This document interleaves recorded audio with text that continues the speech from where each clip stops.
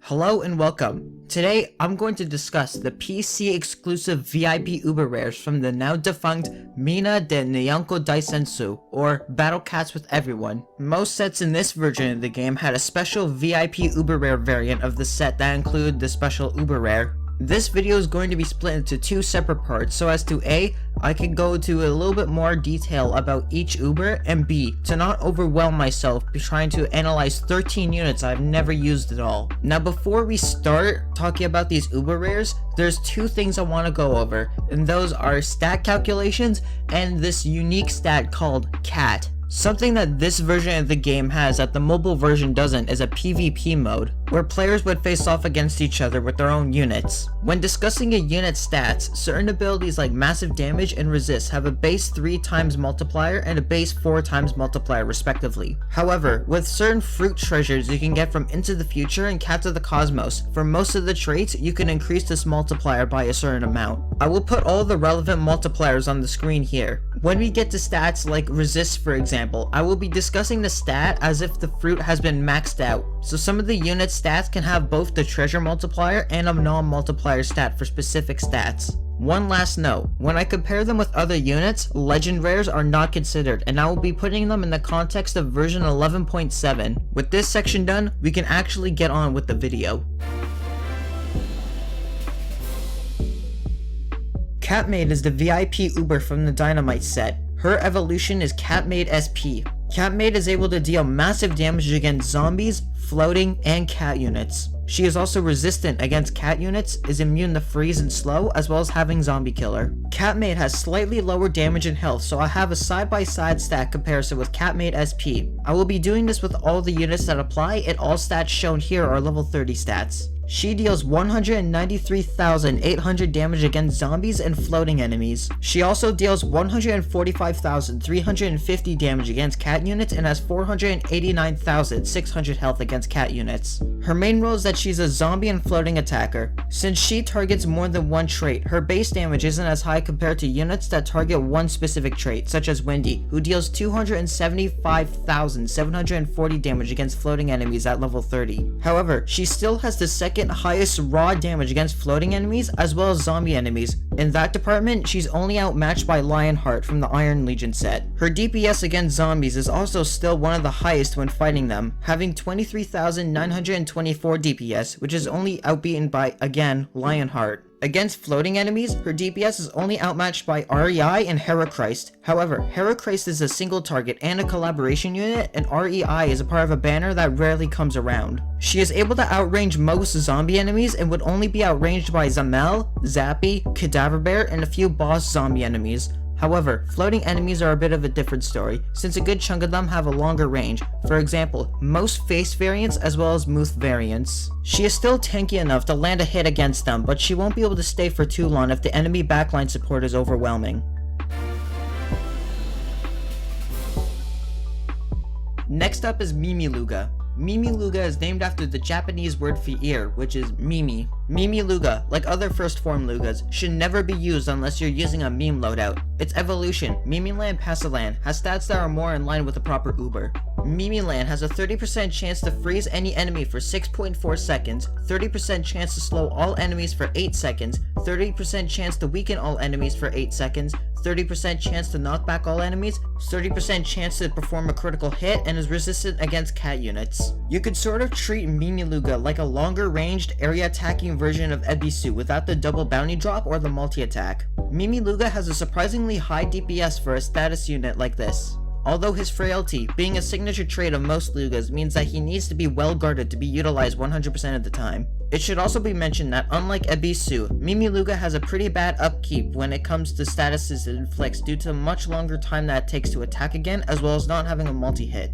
However, since Mimi Luga has a ton of debuffing traits, you are most certain to get lucky to get at least one of them against a group of enemies. Hondatadakatsu is from the Vajira set. Quick Japanese history lesson. Honda is named after a general from the late Sengoku period to the early Edo periods who served under the first shogun of Japan, Tokugawa Ieyasu, and was considered one of the 4 heavenly kings of the Tokugawa. meaning that he was considered one of the most effective and loyal samurai under Tokugawa. Now after the fun history lesson, let's talk about the unit. Honda is an LD unit that has a standing range of 600 and can hit between 450 and 850 range. He also resists black and cat units and, crazy enough, has base destroyer. The reason why this is fascinating because the only other unit with this ability is Warlock and Pierre. He is also immune to knockback. He has 221,000 health against black enemies and 176,800 health against cat units. He also deals 163,200 damage against bases. While Honda isn't the tankiest wall against black enemies, what he makes up with is his extremely long LD attack with decent DPS to back it up. He outranges every single black enemy in the game except for Kurosawa, who doesn't attack all that much, and Assassin Bear, who he could probably take out in a single hit, especially since he only has one knockback. Probably the stat that stands out the most is his unusually long recharge time of almost 4 minutes, which would place him as the longest recharging anti-black Uber who isn't a Luga family member, so you probably will see this guy at most twice in the typical level. Why is Emperor Noble as a part of the Galaxy Gals? Noble has a 100% chance to freeze angel enemies for 2.58 seconds and cats for 1.61 seconds. She also has a 100% chance to knock it back and has the double bounty ability. Noble is meant to be an angel crowd control unit. Her main competitor in the anti-angel freeze department are the Peach Angels. There are areas where the Peach Angels, whose only ability before talents is to freeze for 3.3 seconds. They are cheaper, have a higher range and higher DPS. However, they lose out in the actual freezing department since the Peach Angels only have a 40% chance to freeze, whereas Noble has a 100% chance to do so. Being able to knock them back while keeping them frozen will allow your units to be able to have some breathing room. Being able to do both at the same time is her major selling point. Although there are a few notable angel enemies she doesn't outrange, most notably Angelic Sleipnir, who I like to describe as suffering from Bahamut syndrome, being outranged by an enemy by the smallest amount who would otherwise be a pretty good answer, as the horse outranges her by 2. Chick-fil-A also has the same range as her, and because she doesn't resist, she will always be knocked back by her attack. Her decent ability to not only freeze but also knock back means that she can keep angels in the backseat for a few minutes. Just keep her away from the Norse creature and the chicken with a questionable relationship with specific organizations.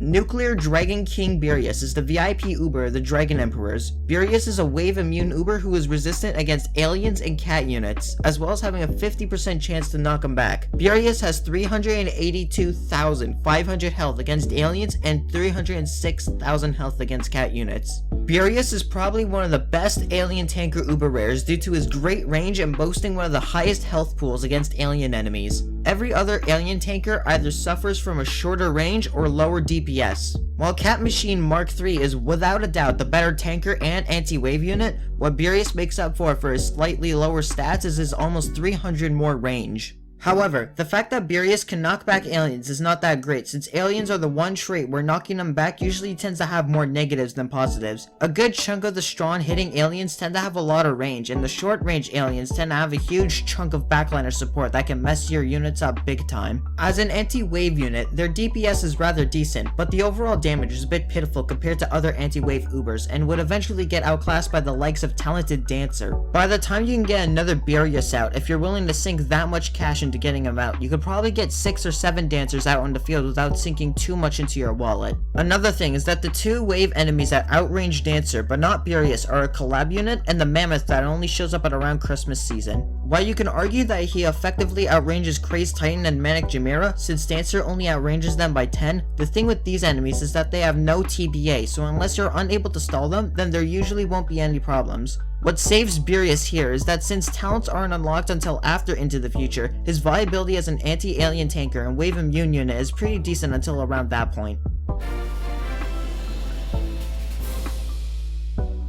Isosabushi is named after the Japanese fairy tale that tells the story of a very tiny boy who wanted to be a samurai and heads to the capital in his signature bull boat to get there. Isosabushi's name means one sun boy. Sun in this context was an old Japanese measurement that was around 3 centimeters. This unit, like all Ultra Souls, has 2 different roles depending on which form you have him in. The first form being a spammable unit with stats that could compare to a rare or super rare, and the second form having more traditional Uber stats. Isosabushi has a 100% chance to weaken angels for 5.33 seconds and cat units for 3.33 seconds. When he evolves, he becomes Funeral Storm Batter Harohime. In this form, he gains a 100% chance to knock back angel and cat units along with the weaken and becomes immune to waves. Boshi, as an angel weaker, can synergize decently well with the talented Sanzo. While being a bit more expensive, the guaranteed weaken means that it can get the weakens that Sanzo wouldn't get. There is also only a 30 range difference, which means that any angel that stops Sanzo would probably also stop Boshi. Sanzo's slow also allows it to have more time to strike an angel enemy.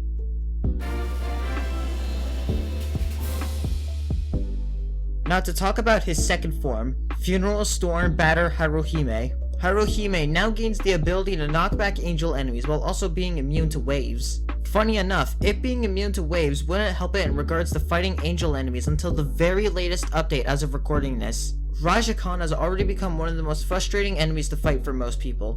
Rajakan is an extremely devastating wave attack that can cause you to lose a level if it gets activated even just once. However, Harohime would have an extremely good time facing this enemy if protected properly, since not only is he safe from the waves, the knockback and weaken ensures Rajakan has a hard time pushing forward. As an anti-wave attacker, what he lacks in DPS is a massive 550 range. This would make him the wave immune unit with the highest standing range in the game and outranging all wave enemies except for the Doge Base and Final God. His health pool is also pretty decent, being able to take a hit or two if enemies break through your defenses. However, the main con of this unit is his extremely long recharge time of almost 4 minutes, making him the second longest recharging anti-wave unit in the game outside of Luga's second form. This has been part 1 of 2 of the short analysis of the Battle Cat's PC exclusive Uber Rares.